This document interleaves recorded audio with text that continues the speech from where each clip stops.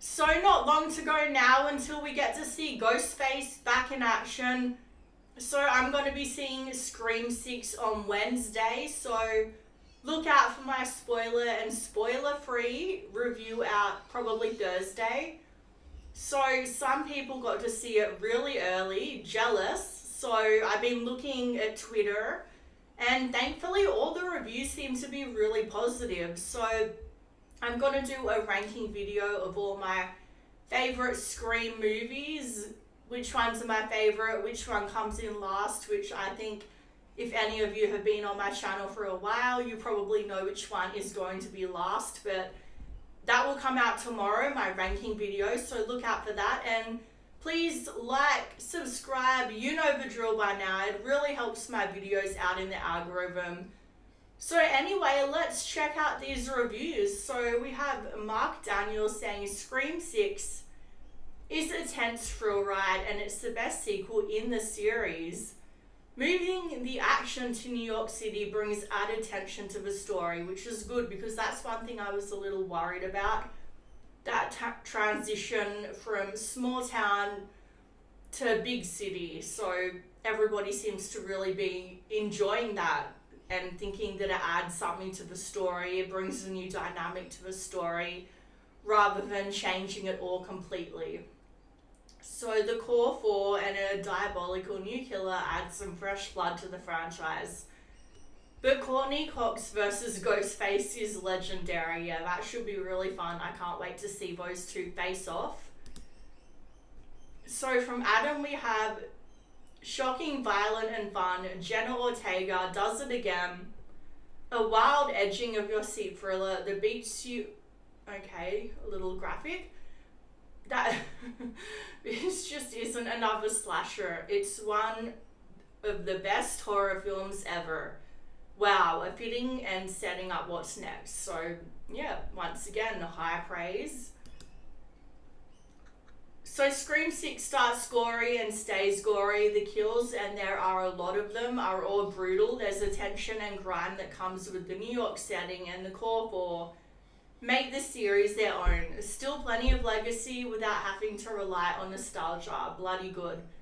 Well, that's really good because we all want those legacy characters, but we don't want them to feel like they're there just for the sake of being there. I'm looking at you, Jurassic World.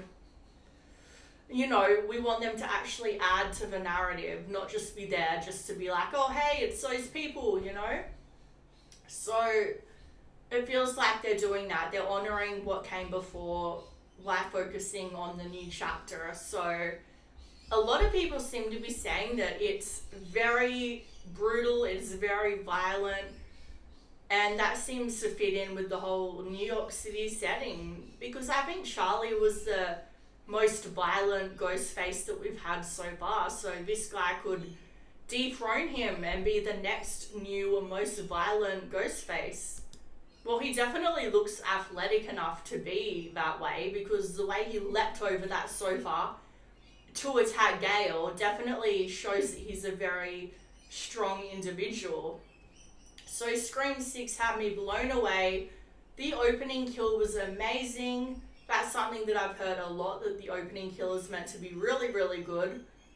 So this movie was super gory and intense, so many suspenseful moments, very bloody. This one is definitely a great slasher film. It did not disappoint. So I'm happy that everybody's saying that there's a lot of suspense and tension, because I felt like that's one thing that number 5 really lacked in. So delightful to be able to say that Scream 6 is a gleefully gory, I love that, gleefully gory and smart slasher, and absolutely relentless and brutal roller coaster that I didn't want to end. So yeah, once again, all positive. So happy to report that Scream 6 is slashtastic. Pacing is great. The core four rule hard. Look, I don't really care about Chad and Mindy. I know that's a very unpopular opinion. I like Sam and Tara, but I feel like they should have been like the core two. I don't know. I just didn't really feel like Chad and Mindy's characters really hit with me. But who knows, maybe I'll change my mind in this movie. So some truly inventive set pieces, and you can just feel Radio Silence's love for horror and this franchise from start to finish.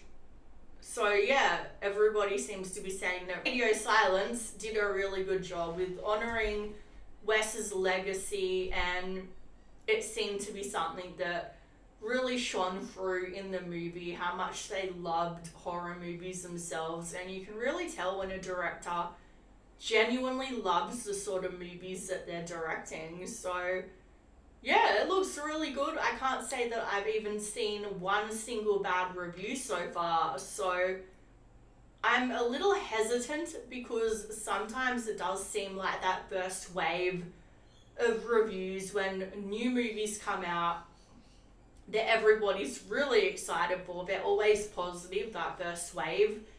It seems like people are almost scared to say anything negative. And I'm not saying that these people are being fake and they're not being genuine. I'm sure they are, but at the same time, it is something I've seen a lot where the negative reviews take some time to come out.